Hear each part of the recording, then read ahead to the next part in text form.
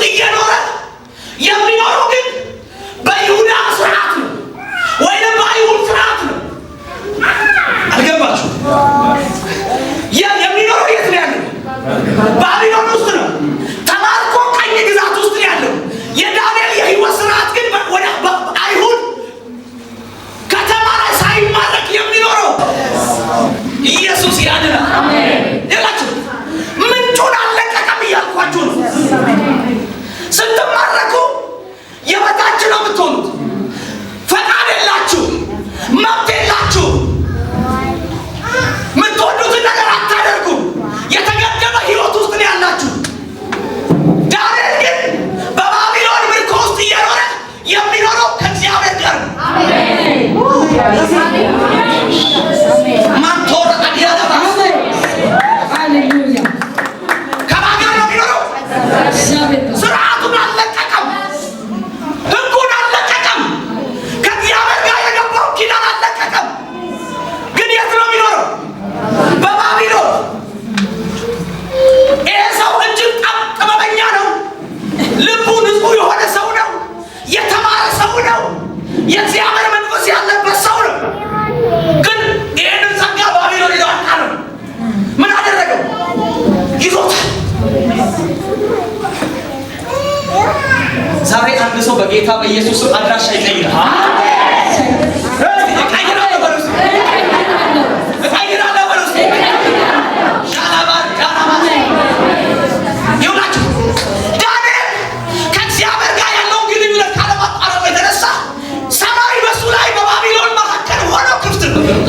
ምንድነው?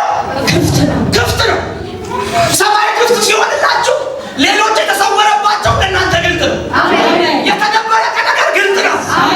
የምትኖሩት እንደ ባሪያ ሳይሆን እንደ ንጉሥ ነው።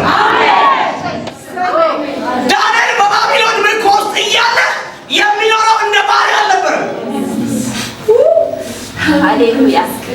ዳንኤል የሚኖረው እንደ ባሪያ ሳይሆን የመፍትሄ ሰው ነበር።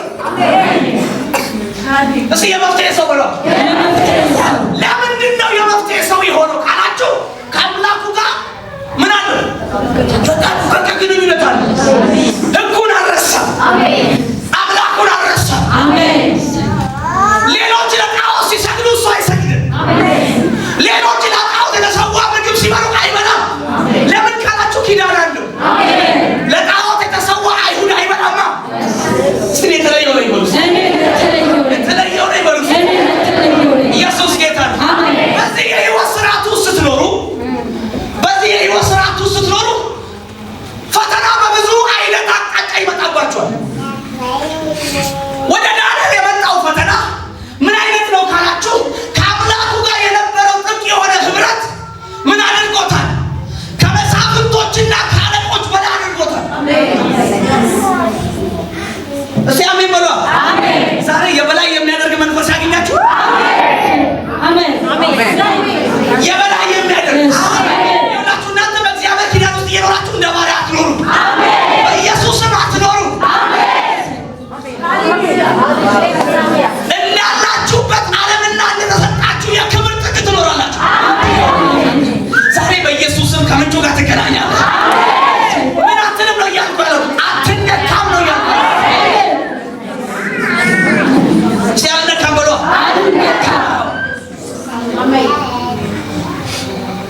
ነገር ይፈልጉት ነበር። በጣም የሚገርማችሁ ዳሪዮስ በነገሰበት ዓመት ነው። ይሄ ምዕራፍ 6 ላይ ዳሪዮስ በነገሰበት ዘመን ላይ ዳንኤል በተለይ 3 ነገስታቶች ነው የተፈራረቁበት። ናቡከደነጾር አለ፣ ብልጣሶር። ናቡከደነጾር በኋላ ብልጣሶር ነገሰ። ከብልጣሶር በኋላ ማን ነገሰ? ዳሪዮስ ነው የነገሰው። ይሄ ሰውዬ ነገስታትም ሲቀያየር እሱ ግን እዛው ጸንቶ ነው ያለው። ከክብሩ አልወረደም። ንቅንቅ ሊያደርገው የለም። ለምን ካላችሁ ከምንጩ ጋር ጤናማ ግንኙነት አለ። አስቡ፣ 3 ነገስታት 3 ስርዓት ማለት ነው። አንዱ ሲመጣ ወድቆ፣ አንዱ ሲመጣ በእግዚአብሔር ላይ አምጾ፣ አንዱ ሲመጣ ልክ በእግዚአብሔር ላይ እንደዛ ሲያምጽ፣ ዳንኤል ግን ንቅንቅ የሚያደርገው ነገር አልነበረም። ብልጣሶር በነገሰበት ዓመት ብልጣሶር መጣና 120 መሳፍንቶችን ምን አደረገ ይላል? ሊሾም አሰበ።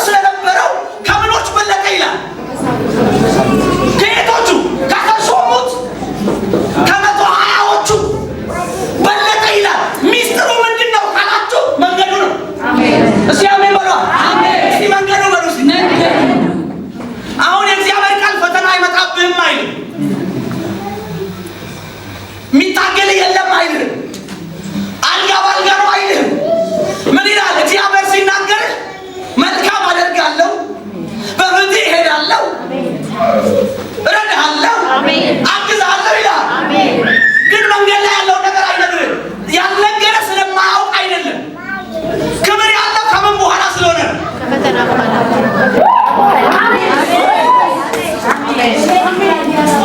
ክብር ያለው ከምን በኋላ ነው? ከፈተና በኋላ ነው። አይታን አሁን አንተ ሰይጣን ፈተናውን ሲያመጣ ከፈተናው ጋር አብረህ የምትወርቅ ከሆነ ክብሩን አታይም። ፈተናው ሲመጣ ግን እግዚአብሔር የተናገረ ነገር እግዚአብሔር ያየልን ነገር እያየ የምትሄድ ከሆነ አንተ ለባለህ እስቲ አሜን በሉ። ዳንኤል መልካም መንፈስ ነበረበት ይላል። ኢየሱስ ጌታ ነው። መልካም መንፈስ ስለነበረበት ከአለቆችና ከመሳፍንቶች ምን አለ? ተቆጣ። ሰይጣን ይዛል። ዛሬ በኢየሱስ አንደኛ የብልጫ መንፈስ ላይ ነው። አሜን በሉ። የምን መንፈስ አጥቷል? ዳንኤል ላይ የምን መንፈስ ነበረበት? የብልጫ መንፈስ ነበረበት።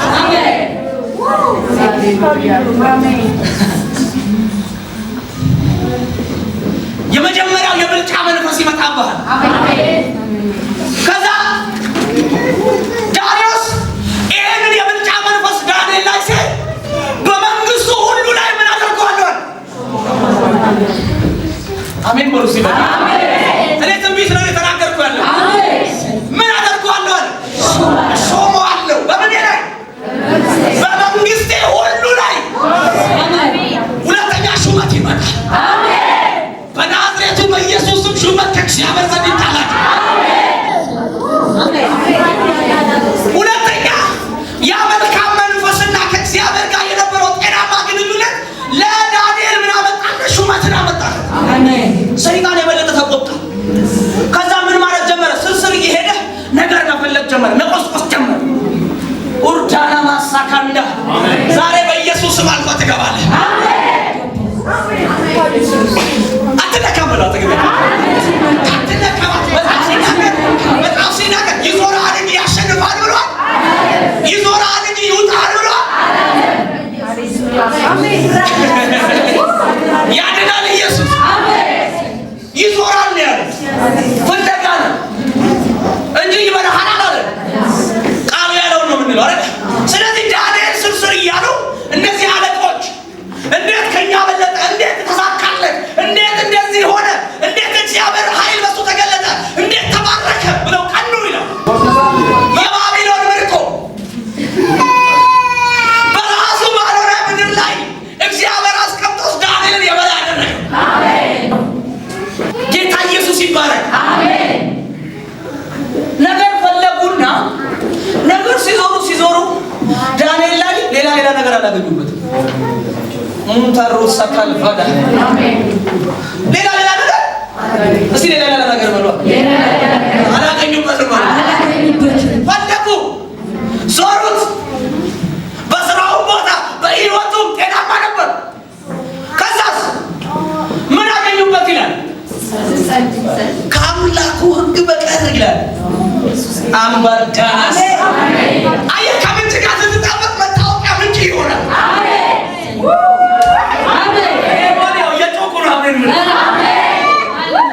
ኢየሱስ ያድናል። ከምን በቀር ይላል? ከአምላኩ ሕግ በቀር። አሜን። እስቲ ከአምላክ ሕግ በቀር በሉ። ሌላውን በሉ። እስቲ አይመጥነኝም በሉ። ከዛ ሰይጣን ክፉ አይደል? በጣም የሚገርማችሁ ነው። እንደውም እዚህ ቦታ ላይ እንደዚህ መሳፍንቶች ላይ ይሰራ የነበረው መንፈስ የምን መንፈስ ነው? የኤልዛቤል መንፈስ ነው። ምክንያቱም በጽድቅና በቅድስና በመልካም መንገድ የሚሄዱት ሰዎች ህይወታቸውን የሚመጣው የኤልዛቤል መንፈስ ነው። የሚመጣው ደግሞ ምናቸውን መሰላችሁ? ማስገደድ ነው የሚፈልገው። ነፍሰ ገዳይ መንፈስ ነው። ዛሬ የተዘጋጀ ሰው አለ ለመስፈር? የተዘጋጀ ሰው አለ? የኤልዛቤል መንፈስ ይመስለኛል እዚህ ቦታ ላይ። ምክንያቱም ዳንኤልን ምን ለማድረግ ነው የፈለጉት?